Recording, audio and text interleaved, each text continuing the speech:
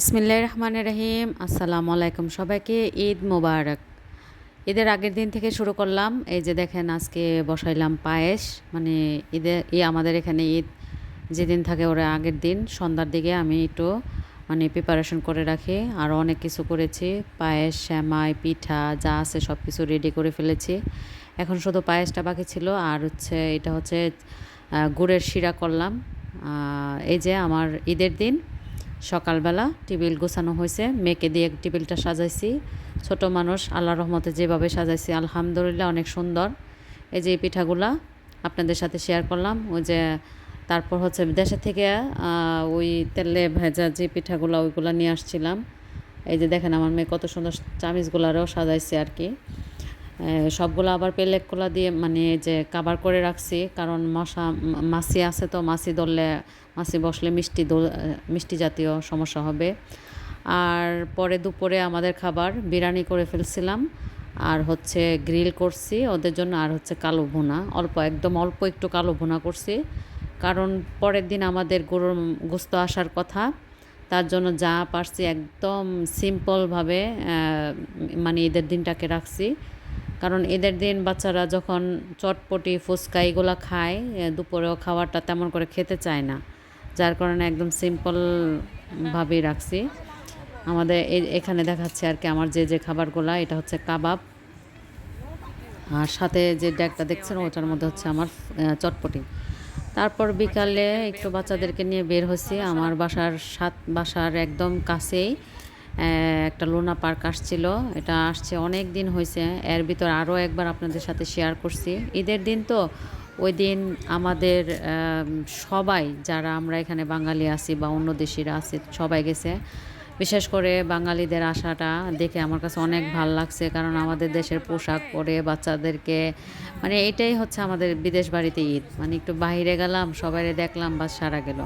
আর আমার ছেলে এখানে এটা খেলে ও একটা করে খেলনা নেবে।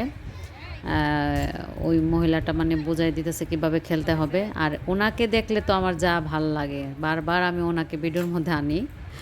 আমাদের দেশের জাতীয় পশু, ওনাকে আমি খুবই খুবই পছন্দ লাগছে। মনে হয় যে এখানে একটা জীবিত ভাগ বসে রয়েছে, এরকম লাগছে। এই যে আমার ছেলে খেলতেছে, তারপর আমার মেয়েও খেলছিল। পরে ও একটা ছোট্ট খেলনা পিস্তলা পাইছে। পরে আমরা গেলাম আবার একই সাইডে, অনেকগুলো খেলনা আসছিল। ও অনেক খেলনাতে উঠছে, কিন্তু মিউজিকের কারণে আমি অনেকগুলো এখন শেয়ার করতে পারি নাই। পরবর্তীতে আপনাদের সাথে অবশ্যই শেয়ার করব। আর এটা কার কার পছন্দ অবশ্যই কমেন্টসের মাধ্যমে জানাবেন। আর ছোটোবেলাকে কে কীভাবে কার কার পছন্দ ছিল এই খাবারটা, অবশ্যই কমেন্টসের মাধ্যমে জানাবেন। আমি তো অনেক দিন পরে পেয়ে অনেক এক্সাইটেড হয়ে গিয়েছিলাম। এটা নিয়েছি। আমি মিষ্টি খাই না তেমন, অল্প একটু খাইলাম, খুব ভাল লাগছে। ছেলে বলতেছে যে ও নেবে, তার জন্য দিলাম। পরে আমার মেয়ে একটা মিশিং আছে এখানে, কি বলে, বুশকিম দিলে যে কার হাতের স্পিড কতটুকু এটা উঠে আর কি। পরে আমার মেয়ে বলতেছে যে আম্মু আমি এটা দিয়ে, আমি বলে যাও দাও, সমস্যা নেই, ঈদের দিন বলতে কথা। আর এমনি তো আমরা বাচ্চা কাচ্চা নিয়ে যেদিন ছুটি থাকে ওই দিন আমরা একটু ঘুরতে বের হই, কিন্তু এবার বাসার কাছে যখন এত বড় মেলা হচ্ছে, এই সুযোগটাকে হাতছাড়া করলাম না, বাচ্চা কাচ্চা নিয়ে ওইখানেই গেলাম। আমার ভিডিওটা যদি ভালো লেগে থাকে প্লিজ আমার ভিডিওটা দেখবেন পুরোটা না টেনে, আর আমার চ্যানেলের সাথে থাকবেন। আবারও ঈদ মোবারক দিয়ে এখানেই শেষ করছি। আর আমার গোস্ত আসছে, এটাও আপনাদের সাথে শেয়ার করব। ঈদের পরের দিন আমরা গোস্ত পেয়ে ফেলেছি। তারপর পরের দিন না, তারপরের দিন পাইছি আর কি। এই যে আমার গোস্ত আয়সা পড়ছে, তখন আমরা এখানে এই যে আসার পরে একটু প্রিপারেশন করতেছি, কারণ কাটাকাটি করতে হবে। এবার প্রবলেমটা একটাই হয়েছে, গোস্তটা কাইটা দেয় নাই, গোস্তগুলো সবই আস্তা ছিল, শুধু হাড্ডিগুলা সিস্টেম করে দিছে। যাক, তারপরও ভালো হাড্ডিগুলা যে সিস্টেম করে দিছে, না হলে তো এটা নিয়ে খুব বিপদে পড়ে যেতাম। তারপরে হচ্ছে রান্না বাড়াত গেলাম। এবার আপনাদের সাথে আগের মতন রান্না শেয়ার করতে পারি নাই, কারণ সব কাজ দুজনে মিলে করছি। এই যে কলিজা গোলা সিদ্ধা করে রাখছি, আর এখানে গোস্ত এক ডেক বসাই দিয়ে দেওয়া হয়েছে, টকবক করে হচ্ছে।